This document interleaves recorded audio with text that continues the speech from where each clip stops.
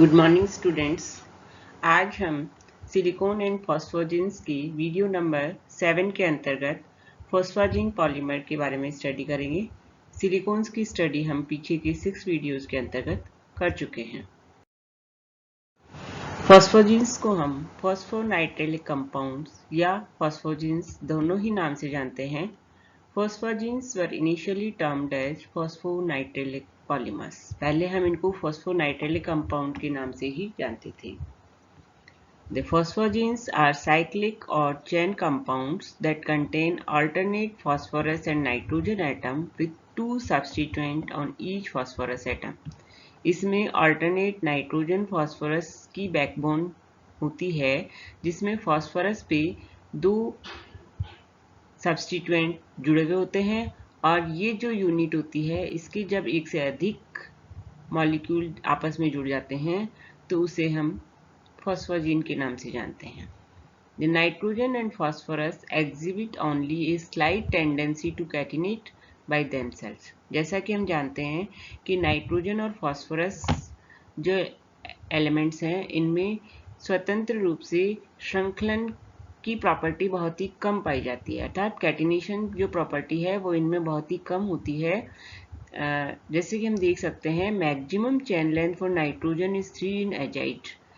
Nitrogen में जो maximum 3 atoms एक साथ हमें देखने को मिलते हैं वो एजाइड आयन के अंतर्गत मिलते हैं और फॉस्फोरस में हम देखते हैं कि 2 फॉस्फोरस P2H4 के अंतर्गत हो सकते हैं।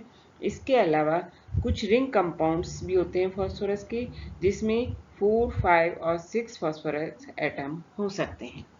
लेकिन यदि फॉस्फोरस और नाइट्रोजन एक साथ जुड़ जाते हैं तो in contrast to this, when nitrogen and phosphorus may bond together to form large number of long chain cyclic and linear polymer, तो जब नाइट्रोजन और फॉस्फोरस एक साथ जुड़ते हैं तो ये लॉन्ग चेन के साइक्लिक और लीनियर पॉलीमर्स का निर्माण करते हैं which are having general formula PnX2 के n मॉलिक्यूल्स। ये इसका जनरल फॉर्मूला होता है और इसे हम फॉस्फोजिन्स या फॉस्फोनाइट्रेलिक कंपाउंड के नाम से जानते हैं। जो फॉस्फोजिन टर्म्स हम यूज करते हैं वो किस आधार पे करते हैं। यहाँ पर हम देख रहे हैं एक फॉस्फोरस एटम है, नाइट्रोजन को हम एजो के द्वारा भी रिप्रेजेंट कर सकते हैं और यहाँ पर P और N के बीच में डबल बॉन्ड होता है, डबल बॉन्ड को हम ईन के द्वारा इंडिकेट करते हैं।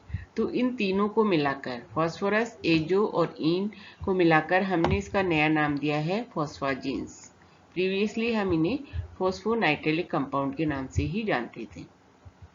ये जो जनरल फॉर्मूला है PnX2, ये X यहाँ पर हो सकता है कोई भी हैलोजन, फ्लोराइड, क्लोराइड, ब्रोमाइड या HCN, NR2, मिथाइल ग्रुप या फिनाइल ग्रुप और N की वैल्यू हो सकती है 3 to 7। ये जो स्मॉल n हमने यहाँ पे लिखा है इसकी वैल्यू 3 से 7 तक हो सकती है। इस मॉलिक्यूल में नाइट्रोजन जो होता है वो +3 ऑक्सीडेशन स्टेट में होता है और फॉस्फोरस हमेशा +5 ऑक्सीडेशन स्टेट में होता है। In this chapter we would concentrate toward phosphonitrilic chlorides only. जब हमने देखा कि PnX2 में X में भी क्लोरीन, फ्लोरीन, नाइट्रोजन या कोई ऑर्गेनिक ग्रुप भी हो सकता है, लेकिन इस चैप्टर के अंतर्गत हम मेनली फॉस्फोनाइट्रेलिक क्लोराइड के बारे में ही स्टडी करेंगे। तो these are the unsaturated phosphorus nitrogen compound containing phosphorus in +5 state and nitrogen in group is in 2 coordination and phosphorus is in 4 coordination। जैसे ये देखते हैं हम यहाँ पे नाइट्रोजन 2 और एटम से जुड़ा हुआ होता है अर्थात इसका कोऑर्डिनेशन नंबर 2 हो गया। फॉस्फोरस 4 डिफरेंट एटम से जुड़ा हुआ होता है अर्थात इसका कोऑर्डिनेशन नंबर 4 हो गया। They contain the group which is isoelectronic with the group of silicons। इसको हम सिलिकॉन्स से कंपेयर कर सकते हैं। प्रीवियस स्लाइड्स में हमने सिलिकॉन्स के बारे में पढ़ा था। सिलिकॉन के साथ में 2 ऑक्सीजन जुड़े हुए होते हैं और यहाँ पर 2 मिथाइल ग्रुप या कोई भी एल्काइल या एरिल ग्रुप जुड़े हुए हो सकते हैं। तो इसको हम कंपेयर कर सकते हैं सिलिकॉन्स के साथ में। Their polymer differ in substitution on phosphorus and on the nature of substituent beside the way and the extent to which polymerization have taken place. जो substituent होते हैं ये इसमें differ हो सकते हैं. यहाँ पर सिलिकॉन ऑक्सीजन के साथ जुड़ा हुआ होता है, यहाँ फास्फोरस नाइट्रोजन के साथ जुड़ा हुआ होता है.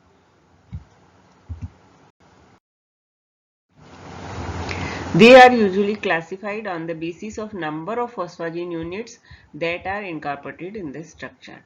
तो इसको हम क्लासीफाई कर सकते हैं कि उसमें कितनी फॉस्फोजीन यूनिट जुड़ी हुई हैं.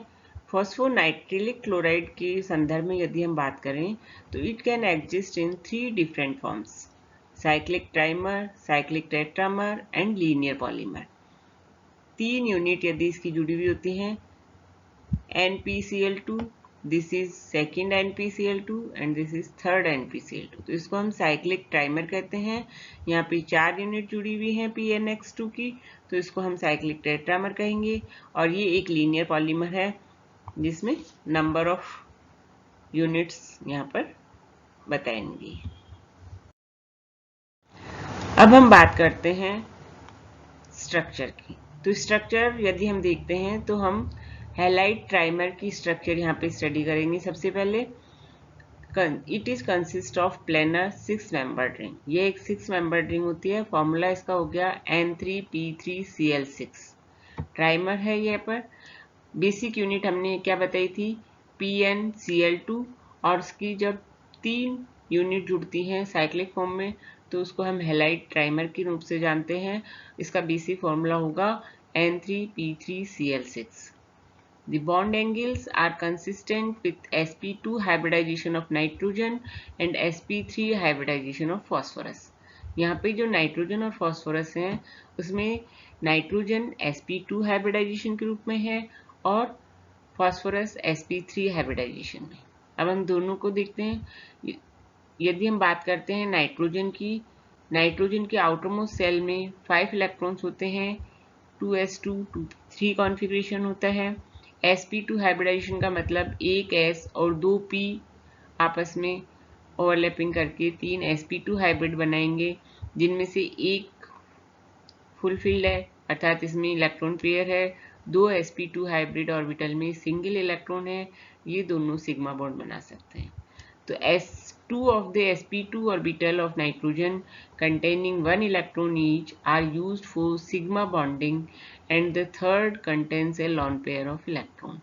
दो में जिनमें हाफ फील्ड है, एक एक इलेक्ट्रॉन है, ये सिग्मा बॉन्ड फॉर्मेशन में काम आते हैं. तीसरे में लॉन पेयर ऑफ इलेक्ट्रॉन होता है. इस लॉन पेयर ऑफ इलेक्ट्रॉन की वजह से ही हम इनकी बेसिक प्रॉपर्टी को बता सकते हैं. This leaves 1 electron for the unhybridized p or z orbital. तो हम यहाँ पे क्या देखते हैं, एक ही pz ऑर्बिटल में अनहाइब्रिडाइज्ड ऑर्बिटल इलेक्ट्रॉन बचता है, या अनहाइब्रिडाइज्ड pz ऑर्बिटल है जिसमें एक इलेक्ट्रॉन है. इसी तरह से बात करें हम यदि फास्फोरस की, तो there are 4 sp3 hybrid orbitals. Phosphorus में हमने बताया sp3 हाइब्रिडाइजेशन होता है. वहाँ पे भी यदि हम देखें तो 5 इलेक्ट्रॉन होंगे आउटरमोस्ट सेल में. s2p3 कॉन्फ़िगरेशन होता है.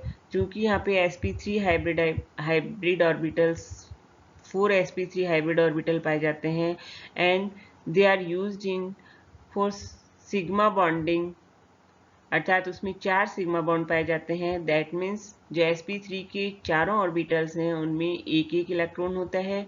तो यहाँ पे s ऑर्बिटल का एक इलेक्ट्रॉन एक्साइटेड होकर के फास्फोरस के d ऑर्बिटल में चला जाता है, क्योंकि फास्फोरस थर्ड पीरियड का एलिमेंट है और वहाँ से d ब्लॉक स्टार्ट हो जाता है.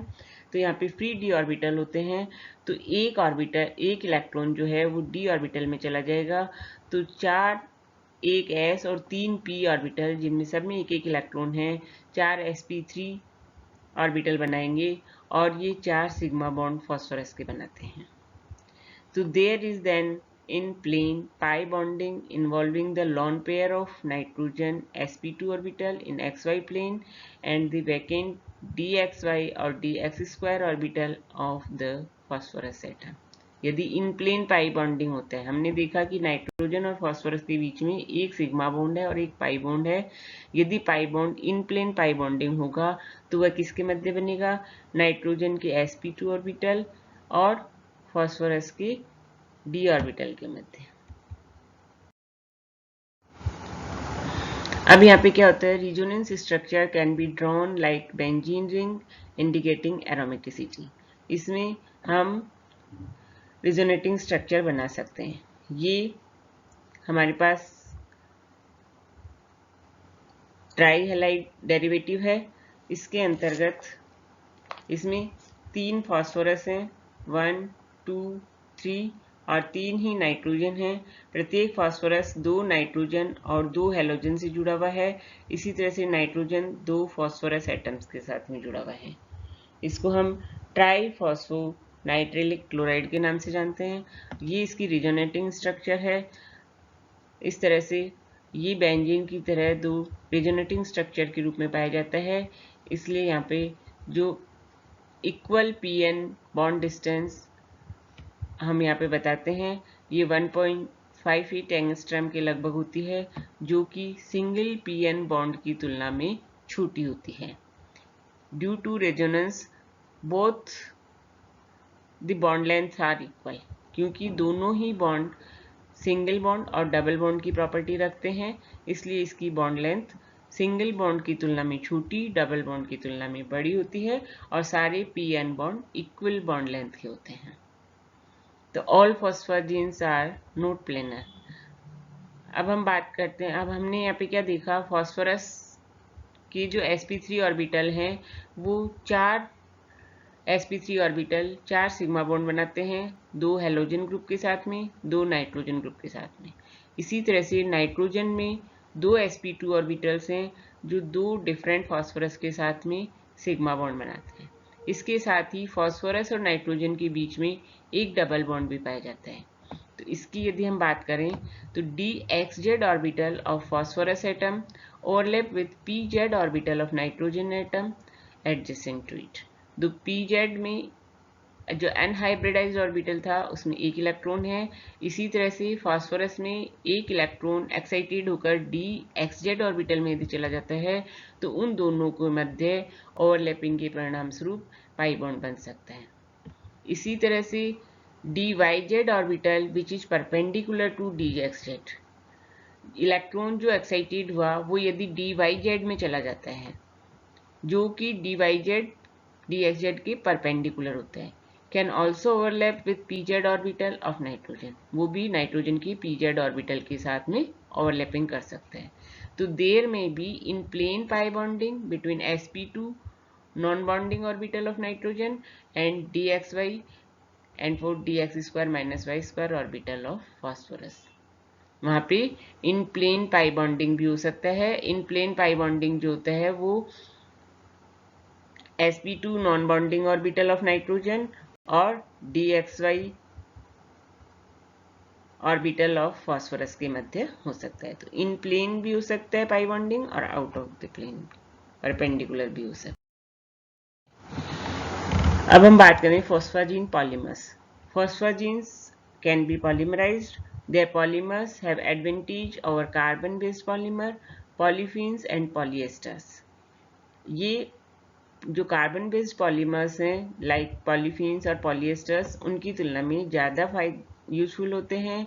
Bye varying the nature of the side chain, जो फॉस्फाजीन पे साइड चेन आर जो हम लगाते हैं वो उसकी वेरियस प्रॉपर्टीज को डिफर करती है। Elastomers, plastics, film and fibre have been obtained. They are flexible at low temperature and water and fire resistance. Some R groups, यदि ये जो जुड़ा हुआ आर ग्रुप है वो CH2 ग्रुप है या CF3 ग्रुप है तो these are the water repellent group and do not interact with living cells and promise to be useful in fabrication of artificial blood vessel and prosthetic device. तो R group को change करके हम different phosphazene polymers को synthesise कर सकते हैं। बात करें हम इनकी नॉमेनक्लेचर की तो फॉस्फोर नाइट्रिलिक क्लोराइड का नॉमेनक्लेचर दिया जाता है कि उसमें कितनी यूनिट्स रिपीट हो रही हैं। जैसे this one is triphosphonitrilic chloride, 3 unit यदि यहाँ पे लेते हैं तो ट्राईफॉस्फोनाइट्रिलिक क्लोराइड। यदि इसकी 4 यूनिट होती हैं टेट्राफॉस्फोनाइट्रिलिक क्लोराइड, 5 यूनिट होने पे पेंटाफॉस्फोनाइट्रिलिक क्लोराइड, इसी तरह से 7 यूनिट्स होंगी तो हेप्टाफॉस्फोनाइट्रिलिक क्लोराइड। यहाँ पर जो स्टार्टिंग है वो 3 यूनिट से ही होती है, मैक्सिमम 7 यूनिट तक जुड़ सकती हैं। 1 और 2 यूनिट वाले कंपाउंड अर्थात इसके डाइमर और मोनोमर नहीं पाए गए हैं, उनको हम आसानी से नहीं सिंथेसिस कर सकते हैं। तो इसका फर्स्ट कंपाउंड जो होता है वो ट्राईफॉस्फोनाइट्रिलिक क्लोराइड ही होता है और हाईएस्ट नंबर इसकी 7 यूनिट्स एक साथ में जुड़ सकती हैं, दैट इज हेप्टाफॉस्फोनाइट्रिलिक क्लोराइड। तो ये तो था बेसिक नॉलेज अबाउट द फॉस्फाजीन्स और हमें यहाँ पे पढ़ना है फॉस्फोनाइट्रिलिक क्लोराइड के रूप में मेनली। तो नेक्स्ट क्लास में हम इसकी प्रिपरेशन, सिंथेसिस और इसकी प्रॉपर्टीज के बारे में अध्ययन करेंगे। आज के लिए